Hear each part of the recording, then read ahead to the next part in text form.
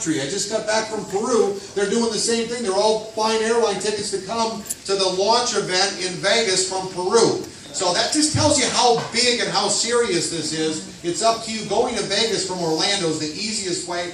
It's called investing in yourself. Gina's got the things right here. Most people roll their eyes back, just like I did at first, so I'm just kind of relating to you. They'll roll their eyes back. I'm not going to go to Vegas to learn. Guys, even just for a free car, would you be, he just mentioned he's making more money in a week than he makes at his job. At one point, Matt and I were making more money in a month. I was making more money in 1 month than I made a whole year. That's when he said, hey, I don't think we should be doing what we're doing anymore. He was more confident than me. Remember I said, are you sure? He said, Steve, $1 billion deals don't go away. And we haven't had jobs since then. And look at this room right here. We are serious about this is not just another meeting. You should get with the person that's in your upline. And if there's not someone here, then get with me, get with somebody, all right, and say, hey, I'm serious, I want to make it happen. We're going to have these meetings that you can plug into, but you're going to have to do one-on-ones. Our upline showed us what to do, and me and that guy went and did one-on-ones, just like they're doing, just like he's seeing me doing with you, I've done with Mario, whoever's got one-on-one, we go do it. If the person can't come, then me and Matt, they couldn't make it, we did it on our own. I mean, it's not like you're not going to, you can't mess it up. The only way you can mess up is not doing it. Because you don't know. For instance, Jose, you got a whole different bunch of people in your cell phone than everybody else. You don't know who's looking, who's not. Okay? But you understand that somebody, the odds of over this holiday, let me help you this much. If you're not in the business, let me help you in this. What are the odds of over the holidays somebody saying, hey, my wife just got her pay cut in half like mine did, or I'm hurting, or I could use some more money, I'm frustrated, or they could lose some weight. They would like to lose some weight. Okay, there isn't a person that's not going to bump into somebody over the holiday that's some relative. This is like your chance. My first 4 people, okay, to go square. You want to go square? I sponsored my mom, my cousin, my mother-in-law, my brother-in-law, my other brother-in-law. Okay? They're here in the room. There's my sister-in-law. And they were nervous at first, but they signed. I'm just saying that you're going to see people over the holiday. That's why they're saying it's a good time, because it's a time that you're listening. Listen with your ears, okay? Whether they want to get in or not, if they're looking, it's not like you've got a lot of options, like the flip chart says. People don't have a lot of options. One other couple I want to introduce is Blue Diamonds, my friend John and his wife Leslie, right? Give a wave over there. John, come on up here. Say something for us real quick. All right? Is there any? Oh, we got another Blue Diamond. My brother-in-law, come on up here. Sandy and Don. Yep. Where's Don and Sandy? Come on up here. Is there any other diamonds or above? And by the way, the 2 folks that were the farthest away came first here, John. Tell them. Yeah, that's true. Well, it's pretty cold there up on Palm Coast. Yeah, they couldn't wait to get out. Couldn't wait to leave. Get out of prison. Anyway, hey, listen, thanks for coming here tonight.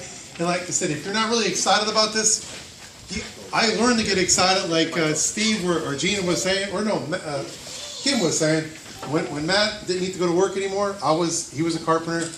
I had a tile business and I worked 7 days a week. Yep. So if you're working 7 days a week, I work 7 days a week. Guys, John laid the tile at our house. Yes. He didn't get in. He signed up just to be nice, didn't do anything for about 8 months, right? Until Matt had his retirement party, then he got, I'm just saying, we all knew each other just like you know people, but we didn't give up, we started building.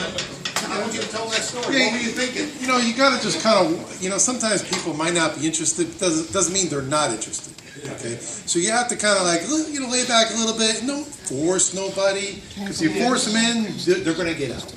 Okay, you can't make a horse drink.